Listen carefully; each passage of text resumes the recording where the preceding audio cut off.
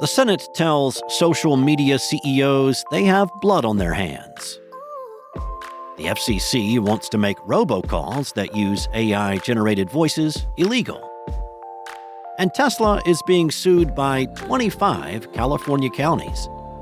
It's Thursday, February 1st, and this is Engadget News.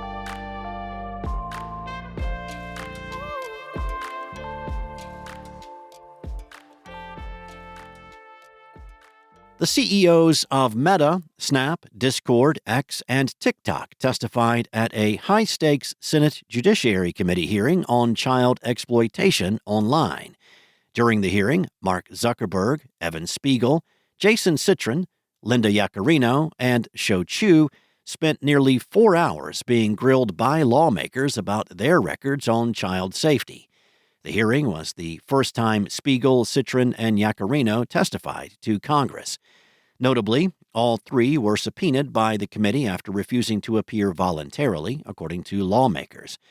Judiciary Committee Chair Senator Dick Durbin noted that Citron only accepted services of his subpoena after U.S. Marshals were sent to Discord's headquarters at taxpayers' expense.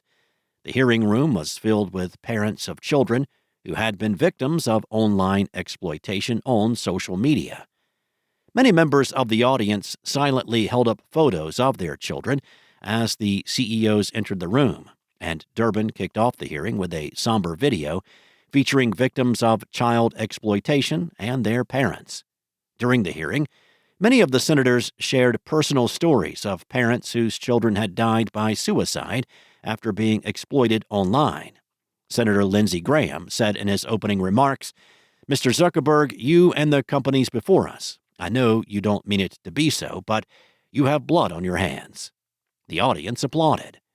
While years of similar hearings have so far failed to produce any new laws, there is growing bipartisan support in Congress for new safety regulations. As Tech Policy Press points out, there are currently more than half a dozen bills dealing with children's online safety that have been proposed by senators.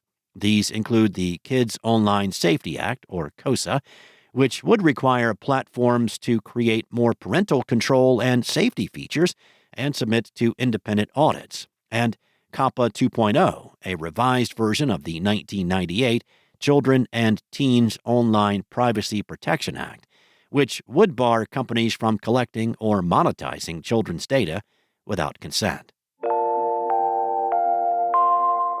The rise of AI-generated voices mimicking celebrities and politicians could make it even harder for the Federal Communications Commission to fight robocalls and prevent people from getting spammed and scammed.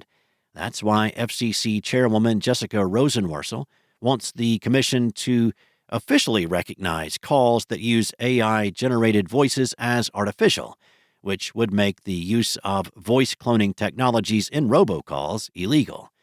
Under the FCC's Telephone Consumer Protection Act, solicitations to residences that use an artificial voice or a recording are against the law. As TechCrunch notes, the FCC's proposal will make it easier to go after and charge bad actors.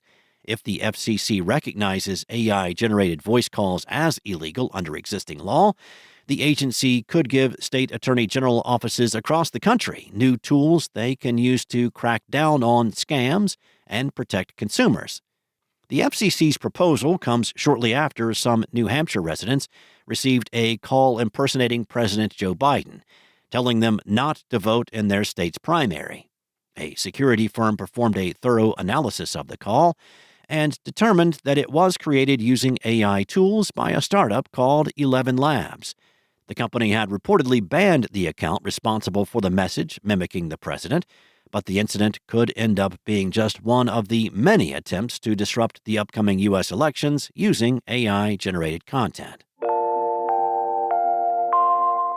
Tesla is facing a lawsuit from 25 California counties accusing it of mishandling hazardous waste at facilities around the state, according to a complaint filed in San Joaquin County Superior Court. The lawsuit, which seeks civil penalties and an injunction forcing Tesla to correctly handle waste, was filed after months of negotiations reportedly broke down. Civil penalties could amount to as much as $70,000 per violation per day, Reuters reported. Los Angeles, San Francisco, and other counties accused Tesla of improperly labeling and disposing of materials at transfer stations or landfills, not permitted to accept hazardous waste. Waste materials include lubricating oils, brake fluids, lead-acid batteries, aerosols, antifreeze, cleaning fluids, propane, paint, acetone, liquefied petroleum gas, adhesives, and diesel fuel, the complaint states. It adds that Tesla continues to do so at and/or from its facilities. Tesla revealed that it was being probed by California district attorneys over its waste management handling in a 2022 Securities and Exchange Commission filing. According to TechCrunch, it stated at the time that it had implemented various remedial measures, including conducting training and audits and enhancements to its site waste management programs. It said in October 2023.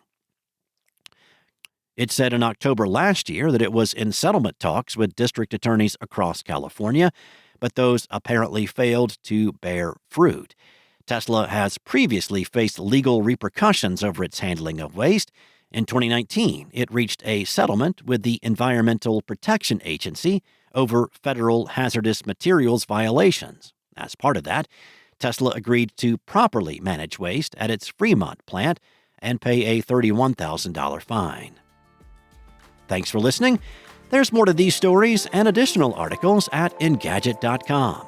This episode featured journalism by Engadget senior editor Carissa Bell, contributors Mary Ella Moon and Steve Dent. This episode was produced by Spoken Layer. Enjoy your day, and I'll be back tomorrow with more from Engadget.